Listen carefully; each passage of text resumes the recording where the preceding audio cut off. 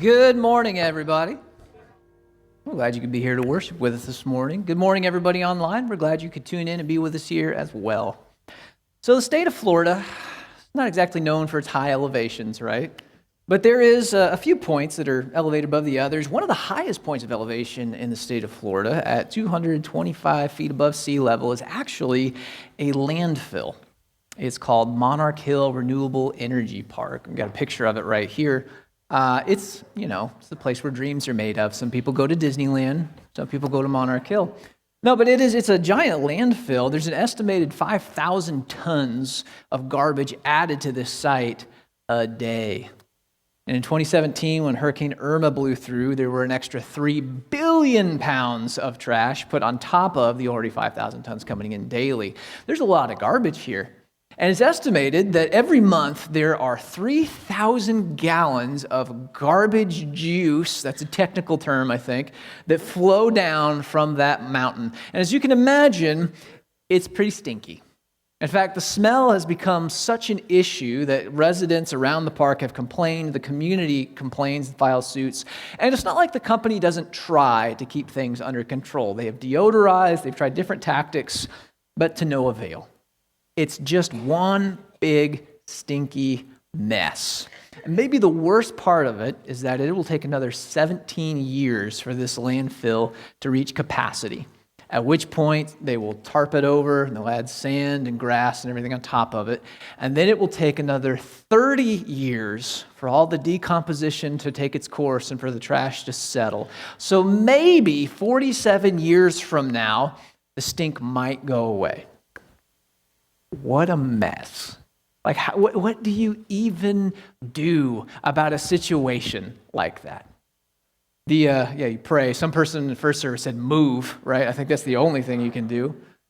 But this really isn't such an unfamiliar picture to a lot of us. While we may not live around a landfill, or as the residents affectionately call it, Mount Trashmore, we kind of experience our own personal Mount Trashmores at times. And we can see a similar kind of messy picture maybe when we look at the world at large and just kind of the state of things and how many wars have popped off in the last month or so.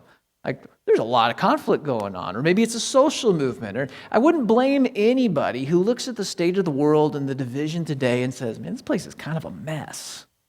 Or we might experience it more intimately in our individual lives, and maybe it's a family thing or a work thing or a health thing, and we look at our lives and it's crazy and it's messy and it's stinky, and it just doesn't seem like there's a whole lot we can do about it. What do we do in these times? These are when we start to ask questions. A lot of times, the first question we ask is, why is this happening to me, right? And it doesn't take long for that question to sort of evolve into, God, why are you letting this happen to me? What are you doing here? Are you doing anything? Can you do anything? Are you even there? We ask a lot of these questions, and every one of them are actually really important opportunities. Because it's when we find ourselves in these crazy, messy seasons of life that we experience the opportunity for incredible growth and development and maturity. We never want to waste a crazy mess in our lives. But that's hard to look at it that way, because when you're in the middle of the crazy mess, everything just seems, crazy and messy and stinky. And there's actually a book in the Bible, in the Old Testament, where the whole thing is really about a bunch of crazy, messy people in a crazy, messy world who get stuck in a crazy, messy cycle. It's called the Book of Judges. And it's where we're going to be over the next several weeks throughout this series called Crazy, Messy People. And if you've ever read the Book of Judges, you know exactly what I'm talking about. And if you're not familiar, buckle up, because it's a ride. And today we're going to set the stage just by kind of introducing ourselves to this book a little bit and exploring the questions of God. Where is He in the middle of these crazy, messy world things going on? If you want to follow along this morning, you can turn to Judges chapter 2. If you prefer to use a device, you can either open up the FCC Monmouth app and tap the Sunday button. You'll find the sermon notes tool, or you can scan that QR code on the back of the seat in front of you. It's also on the plexis on the table. That'll take you up to a menu where you can just directly access the sermon notes and some other useful links. So again, before we really dive into the meat of this, let's just familiarize ourselves with the book of Judges, because it's a weird little book. So let's figure out what's going on here. It's probably several hundred years prior to the events of the book of Judges. The Israelites were slaves, or became slaves, in the land of Egypt. And they lived that way for 400 years under oppression. And they cried out to God, and God heard them and sent a man named Moses to lead them to freedom. And Moses was successful. He led them out of Israel, and the plan was, or out of Egypt rather, and the plan was they would come out of Egypt and they would go to a land that he had promised to give them. We call it the land of Canaan. A lot of stuff happens in between those 2 points that we don't have time to get into this morning, but long story short, the Israelites wind up just walking in a giant circle for 40 years, and they become a nomadic people. And during that time, Moses passes away, and his successor comes to rise. His name is Joshua. Joshua's got a whole book just about him and his exploits. It's called Joshua, and it's right before Judges. Well, Joshua is charged with going into the land of Canaan and settling the land with the Israelites, and that means driving out all of the people, the Canaanites, who already live there. And we might hear that at first and go, that doesn't really sound fair. Like, what's the deal with that? You need to understand that the Canaanites are not good people. And we're going to get into what makes them such not good people in a little bit. But they're kind of cruel and oppressive and do some things that are super shady. And so Joshua is going to both give Israel a place to stay, but he's also going to function as judgment upon the Canaanites for the atrocities that they've committed on the human race. So it's kind of a dual purpose thing. Anyway, Joshua gets into Canaan, and he's pretty successful. He drives out a lot of people, he captures a lot of territory and settles it for Israel. But as all people experience, Joshua ages and he passes away. And with his dying words, he charges the nation and the people of Israel to finish the job that God had given them. Finish driving out the people, finish taking the land, finish settling it the way God commanded us to. And they say, Josh, we absolutely will. And then Joshua dies, and they absolutely don't. They kind of get comfortable and complacent and say, yeah, maybe this is good enough. And that's where Judges chapter 2 comes into play. And it's a great little summary of the cycle that we see develop throughout the rest of the book of Judges that we're going to explore in the following weeks. It starts in Judges chapter 2, verse 10. So let's start there. After that whole generation had been gathered to their ancestors, another generation grew up who neither knew the Lord nor what he had done for Israel. Then the Israelites did evil in the eyes of the Lord and served the Baals. Now, in Canaan, they worshipped many, many different gods. Their chief, or one of their chief gods, was named Baal. Baals are just sort of a catch-all term for all the different idols in Canaan. So the Israelites started to worship these things. And they forsook the Lord, the God of their ancestors, who had brought them out of Egypt. And they followed and worshipped various gods of the peoples around them. They aroused the Lord's anger because they forsook him and served Baal and the Ashtoreths. Now, Ashtoreth was another one of those Canaanite goddesses. She was a fertility goddess. And you may, in other parts of the Old Testament, read about Asherah poles. These were just poles that were erected from the ground up to the sky, meant to resemble something erected. And Asherah was a fertility goddess. You get where we're going with this, I think, right? We're getting an idea of the kind of people that the Canaanites were. So they worshiped these Baals and these Ashtoreths. In his anger against Israel, the Lord gave them into the hands of raiders who plundered them. He sold them into the hands of their enemies all around, whom they were no longer able to resist. Whenever Israel went out to fight, the hand of the Lord was against them to defeat them, just as he had sworn to them. And they were in great distress. So this shouldn't have been a surprise. Israel, they fail to follow God's commands and drive out the nations. As a result, they end up worshiping the very idols that they were supposed to destroy, and God abandons them essentially and says, you guys have broken covenant. Now what that means, if we go back to Deuteronomy, God made an agreement. He says, if you uphold our agreement, if you worship me alone, because I'm the only God who cared enough to rescue you out of Egypt, if you worship me and forsake idols, I will bless the snot out of you. I will fight for you. I'll drive your enemies out before you, and it's going to be great. But if you don't uphold this agreement, this covenant, I will fight against you, and you will lose. And that's exactly what's playing out here in the book of Judges. But we're not done yet. Chapter 2, verse 16. Then the Lord raised up judges who saved them out of the hands of these raiders, and yet they would not listen to their judges, but prostituted themselves to other gods and worshiped them. They quickly turned from the ways of their ancestors who had been obedient to the Lord's commands. Whenever the Lord raised up a judge for them, he was with the judge and saved them out of the hands of their enemies as long as the judge lived. For the Lord relented because of their groaning under those who oppressed and afflicted them. But when the judge died, the people returned to the ways even more corrupt than those of their ancestors, following other gods and serving and worshiping them. They refused to give up their evil practices and stubborn ways. Therefore, the Lord was very angry with Israel and said, because this nation has violated the covenant I ordained for their ancestors and does not listen to me, I will no longer drive out before them any of the nations that Joshua left when he died. I will use them to test Israel and see whether they will keep the ways of the Lord and walk in it as their ancestors did. The Lord had allowed those nations to remain. He did not drive them out at once by giving them into the hands of Joshua. So to recap, I know that's a lot of text, but to recap, Israel would become idolatrous. And that wasn't just a matter of worshiping false gods. It was also adopting their culture and all of the practices associated with that. God would look at that in discouragement and dismay, and he would allow their enemies, the Canaanites, to rise up and to conquer them, to subjugate them and oppress them. And when the Israelites had suffered enough oppression that they grew sick of it, they would cry out, God, save us from these oppressors. And because God is merciful and kind, he would raise up a judge. And a judge wasn't like a legal figure like we think of today, but a judge was more of a warlord in a certain territory. And they had legal functions, and they had military functions, and they had social functions, and kind of had religious functions.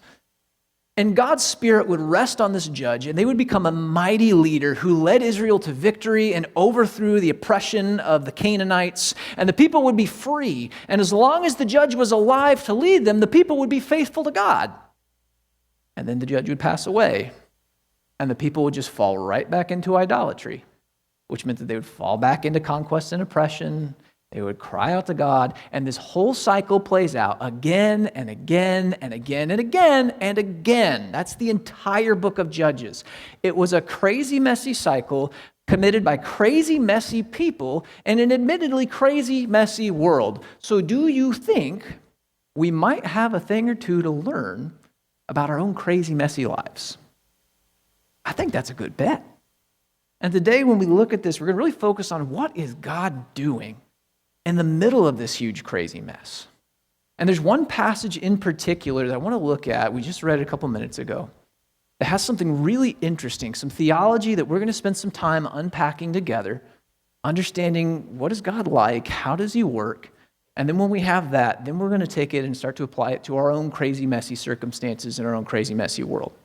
So let's start off looking back at Judges chapter 2, verse 20. It says, therefore, the Lord was very angry with Israel. He said, because this nation has violated the covenant I ordained for their ancestors and does not listen to me, I will no longer drive out before them any of the nations Joshua left when he died.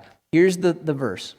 I will use them to test Israel and see whether they will keep the way of the Lord and walk in it as their ancestors did. This world was a mess. The Israelites were oppressed, and not like a little oppressed. They were highly oppressed, subjugated under these different people groups. In fact, that's the word that Judges uses consistently, oppressed. In one instance, it says they were greatly oppressed. And as an example of this, a little later on in the book, a group of Canaanites are driving themselves through Israelite territory, and they try to trample on every field they come across, and they try to kill every livestock animal that they find along their path. Not because they need to, but because they're just mean. Like, these were cruel people who oppressed the Israelites, and in an ancient agrarian society, doing that almost guaranteed that people were going to starve to death. They're not good people. We read about the Asherah pole. We kind of had some innuendo, fill in the blanks there. These were people who made a pretty consistent use of cultic prostitution in their worship practices, which meant that you would go to a shrine, and there would be a man or a woman there, and you would pay to worship. And this was a pretty regular thing. We call it human trafficking today, but that was how they worshiped back then. They also were people who had a reputation for sacrificing their children on a burnt altar, alive, mind you, to the god Molech. These are not good people. And there's a reason why God didn't want Israel to appropriate any aspects of their culture. It was a plague on humanity. There's a reason Joshua was sent in to drive them out. And yet it's these people and their cruelty that God says he will use to test Israel. God is going to wield the mess for his purposes. He's not absent, he's not missing, he's not impotent, he's not unknown. He's in the middle of it, and he's going to use it for something. And that's both impressive and deserving of some clarification. Because we hear something like that, and we might want to start to make assumptions and fill in some gaps that are not accurate. We need to clarify that this doesn't mean that God caused these people to act cruelly. People have free will. You make your own choices, I make my choices. They made their own ancient choices. They chose to act this way of their own volition. God didn't cause this. It also doesn't mean that God excuses this or endorses this. It's not like God looked at their cruelty and their human sacrifice and their sexual inhibitions and said, yeah, this is great, when he's staunchly against that and everything else he has to say in Scripture. God did not endorse their conduct just because he used it. The relationship here is very similar to one that I see play out in my house every day. It's about my son. He's actually sitting in the back row, so I hope he's listening very closely to this. So every night we sit down at the dinner table, and my boys are at the age where they don't really want to sit down and eat a meal. They're very busy boys. They got better things to do. And so they will eat just enough to maybe cross that threshold of satisfaction. And then they'll say, I'm full. And my wife and I every night will say the same thing. I really think you should eat some more dinner, because when you get up, we're going to finish, we're going to clean the kitchen, and then the kitchen is closed. There will be no snacks tonight. Are you sure you're full? Yep, I'm full. I'm done. I really think you should try to eat a little bit more. No, I'm good. Okay. So inevitably, they get up, they go play, and we do exactly what we said. My wife and I, we finish dinner, clean the kitchen, and it never fails. An hour, hour and a half later, I'm hungry. Can I have some chips? No. But I'm hungry. Yeah, I know. I told you were going to be hungry. But I'm starving. No, you're not. But I want some food. Then you should have eaten the dinner that was put in front of you. Now, nobody makes our children get up from the table. They make that choice themselves of their own free will. Neither do we endorse their behavior. I'm trying to actually do the opposite of that and encourage them to eat a well-balanced, nutritious, filling dinner that my wife so lovingly prepares. I'm not endorsing this. But I will let them make their own choices, even if I don't approve. And I will use the consequences to accomplish my will, which is to raise functioning adults. And it's very similar to how God functions here in Judges 2. He doesn't make the Canaanites behave cruelly. He doesn't endorse their behavior. He will let them act of their own free will, but he will absolutely use their actions to accomplish his purposes. And God is able to do this because of the unique quality he possesses that we call his sovereignty. We worship a sovereign God. Maybe you've heard that before. What that essentially means is that God's purposes will come to pass regardless of what free actions you and I decide to go on. And a good illustration of this, because it can be kind of a dense concept, this past Sunday, my oldest wanted to go to church camp. And so he signed up, he's registered. There's another student that was also going. And Miss Molly, our wonderful children's minister, wanted to drive the kids down to camp in the van and get them checked in. But because she hasn't been here that long, she wasn't familiar with how the check-in process worked. So my wife and I and this other parent, we got in the van, and we were going to drive down to Lemoyne Christian Service Camp. So we're cruising south on Highway 67, chatting it up, having a great time, when Google Maps chimes in, tells us to turn west down a county road. And if you've ever been to Lemoyne Christian Service Camp, you already know that's not necessary. It's super easy to get there. South on 67, west on 110, boom, you're there. No county roads required. So I looked at the map, and this is what I saw.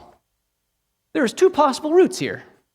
There's the correct route, which is in yellow, maybe a little difficult to see, south on 67, west on 110. Google decided that we needed to take an adventure, though. And so it took us west on some county road where we got to see some beautiful cornfields. And then it took us south on some other county road. Again, great fields, maybe not as great as the first.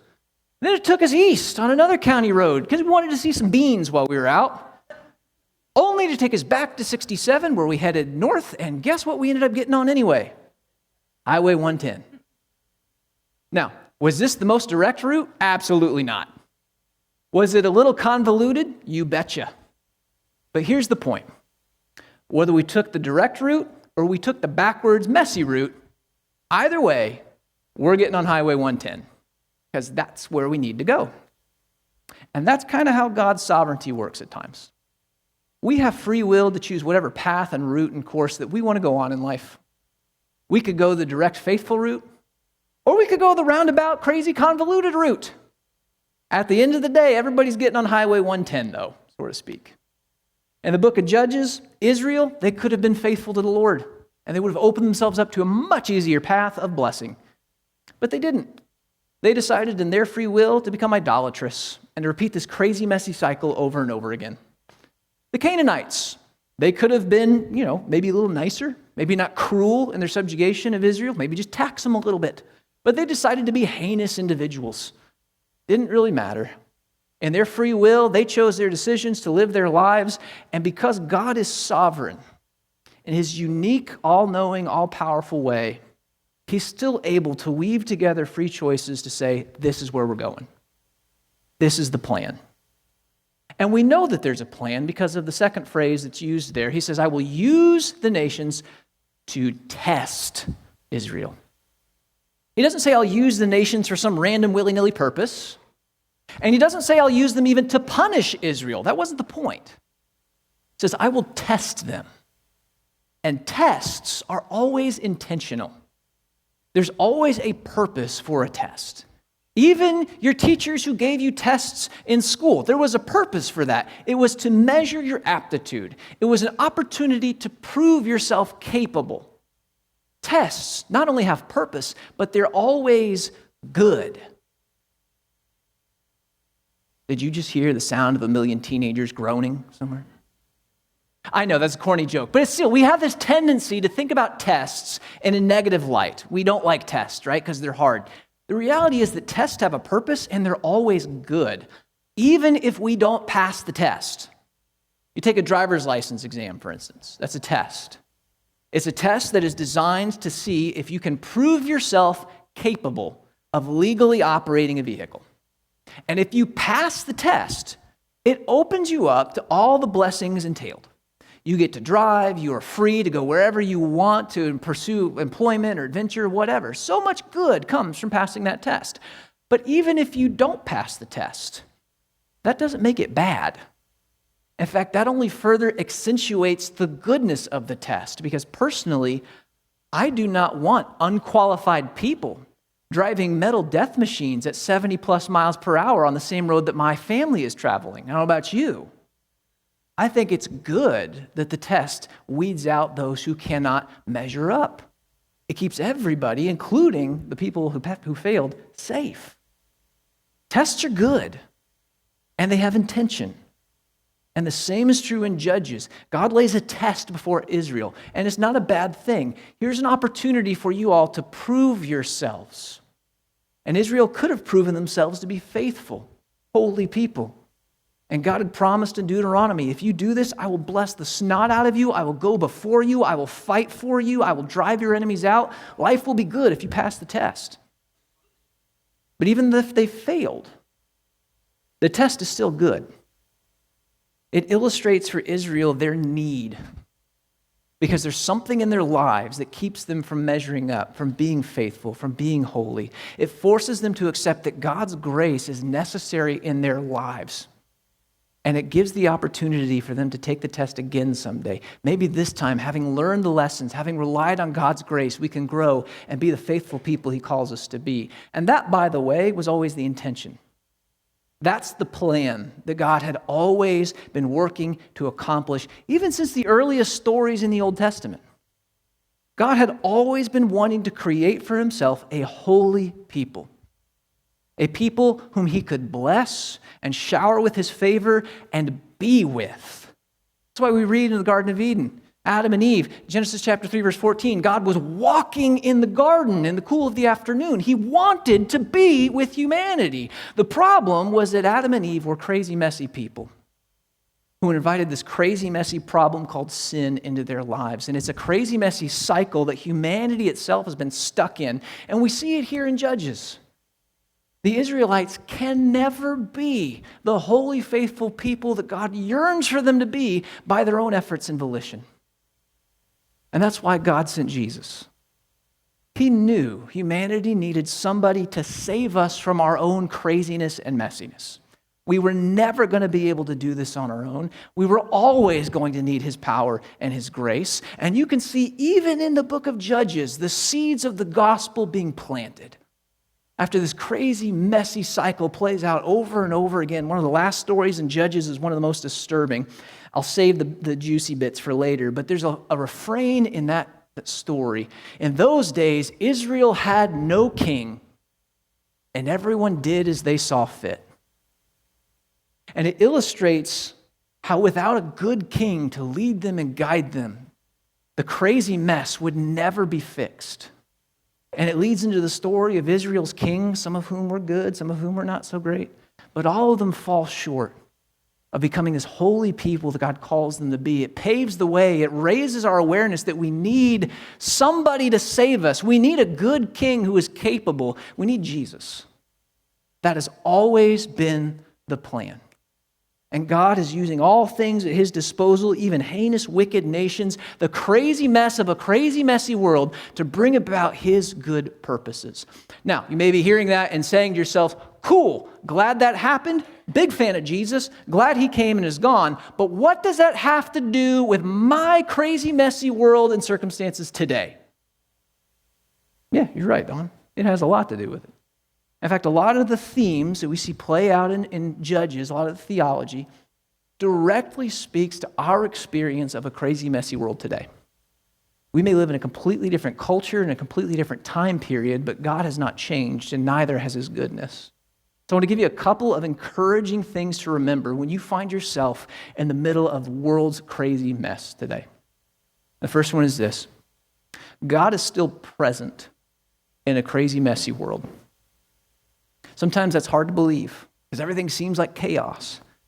But put yourselves in the shoes of an Israelite for just a minute. You live oppressed under foreign peoples. You live under their cruelty. Your crops, your animals are all dead. It'd be hard to believe God hasn't abandoned you, and yet in the middle of Judges, we see him right there shining like a guiding light, working behind the scenes for good. And the same is true today. The world continues to be a crazy, messy place. And maybe we experience that, like we said earlier, on the large scale, on the global stage. And we see protests and we see, wars popping off. Maybe in April, you were watching the market spike and drop and spike and drop, and you were panicking a little bit and you thought, this is just a mess. Yeah, it was. But it didn't mean that God had gone anywhere or disappeared. Probably we experience this more intimately in our own personal lives. And it could be a thing with your kids. Maybe your kids got into the wrong crowd and they're going down a bad path, and you're trying to speak truth and you're trying to speak wisdom to them, but it isn't having any effect, and you just feel like things are a mess right now.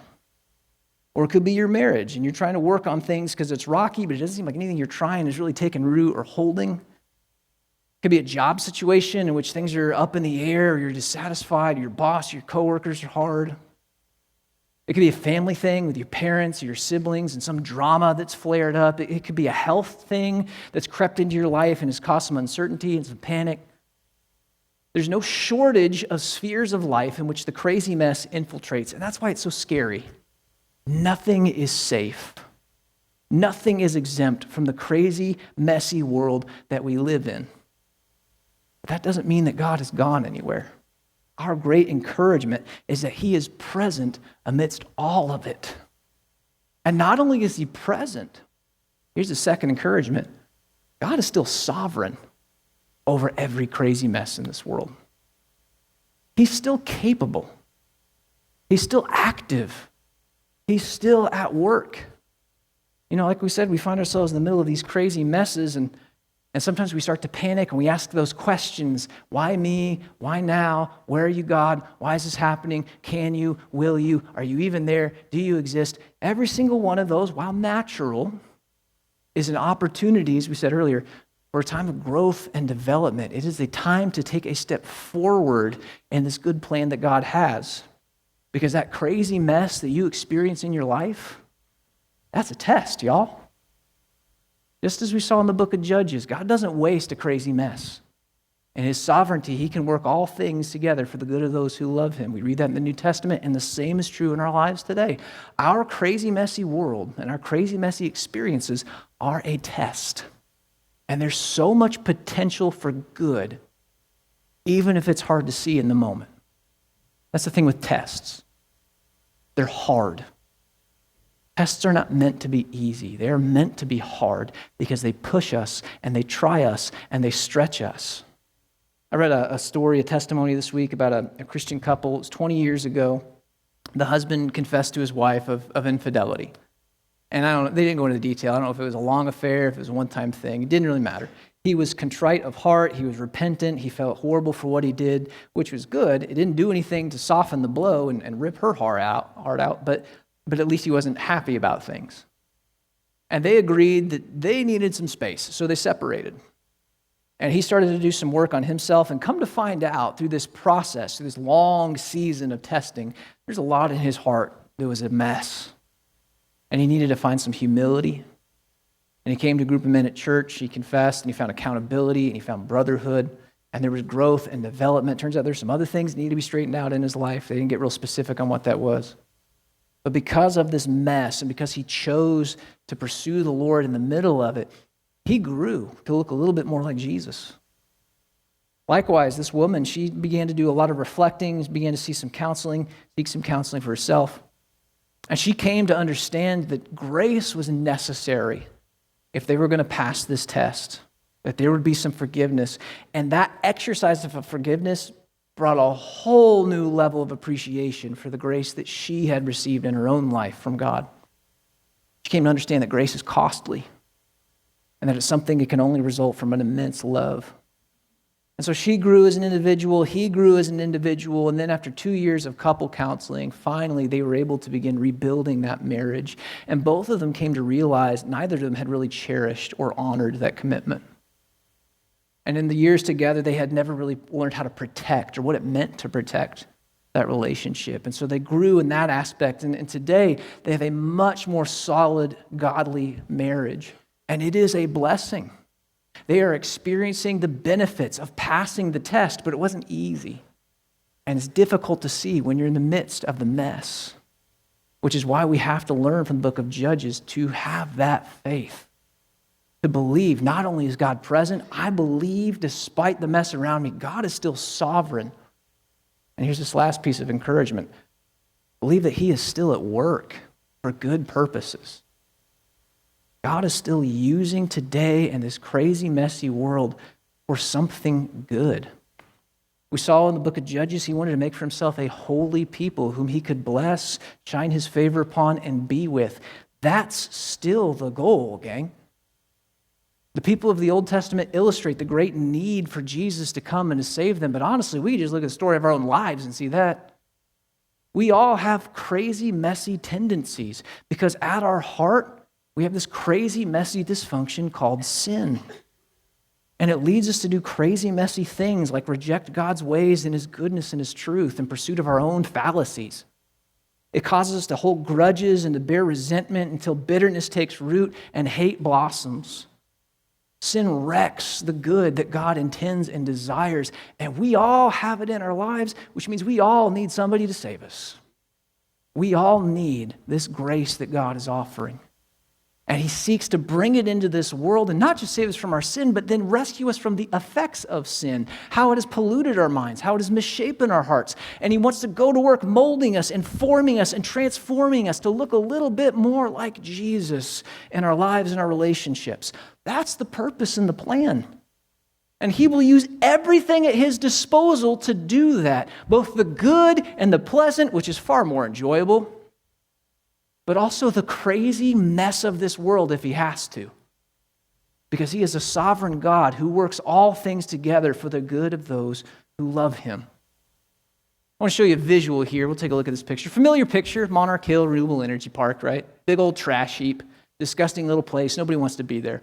What we don't oftentimes realize is that this is our condition because of sin and what it does to us. It lands us in a crazy, messy place as crazy, messy people that really don't have any hope of escape. And this is the kind of place nobody wants to be. Nobody wants to dwell here. Nobody wants to entertain this in their lives and in their hearts, and yet we cannot escape it on our own. I want to show you another picture. This is Liberty Golf Course in New Jersey. Liberty National Golf Course in New Jersey. It's outside New York City. Very different scene, isn't it? Kind of picturesque. I don't even play golf, but I would go visit this. And it's a rather luxurious place. It's got its own private spa, its own private restaurant. It's got its own private ferry service that'll take you to and from the mainland. It costs $300 million to construct, which makes it among the most expensive golf courses constructed in recent years. This is a beautiful place. But here's the craziest part about Liberty National Golf Course. Put that last picture up there. It used to look exactly like that. This beautiful golf course is built on top of a former landfill. But over a lot of time and effort and work and cost, it was shaped and molded and transformed into something beautiful. A place where people want to go. And that's a good picture of what God works for in our lives. Sin creates the crazy mess. And the grace of God and his sovereign plan, he works to form us into something beautiful, a place where he wants to dwell and bless and shower his favor upon us for eternity. That's the plan, guys. And he will use everything at his disposal, not because he causes it or endorses it or yearns for it, but because we live in a crazy, messy world, he will take whatever is at his disposal to accomplish this good plan because he loves too much not to try. So here's the encouragement for this morning. We're going to find ourselves in crazy, messy places in a crazy, messy world. Some of our own making, some are just because we live in a broken world. But in every single one of them, take heart and be encouraged. God has not gone anywhere. He's right there in the middle of it, just as he always has been. He's not lost control. He's still actively at work, using all things. I always like to tell people, sometimes we give God pretty sour lemons, and he makes some pretty good lemonade with it. He will use all things for his sovereign plan because he cares too much not to try to shape us and form us into that holy people he desires to be with and bless for eternity. Be encouraged that God is present, that he is sovereign, and that he loves absolutely. Let's pray. Father, we thank you for your truth and your promise, and I pray that when we find ourselves in the middle of the test, we would remember you are not the one on exam here. It is us. Tests are for us to prove ourselves as faithful, holy people, to experience the growth, the development, the discipline that shapes us and forms us into who you always dreamed us to be. Your yearning and your desire is for our good. So in faith, let us trust you. And let us always remember Jesus, who cements and seals that promise in our hearts and minds. You didn't withhold your only Son from us. So how would you not also give us all things? Your intention is our good. So let us trust you and walk in that faith, facing the crazy, messy trials and tests of this day, holding our heads up high, our gaze upon you, seeking to look more like Christ in our lives. And it's in his name we pray these things. Amen.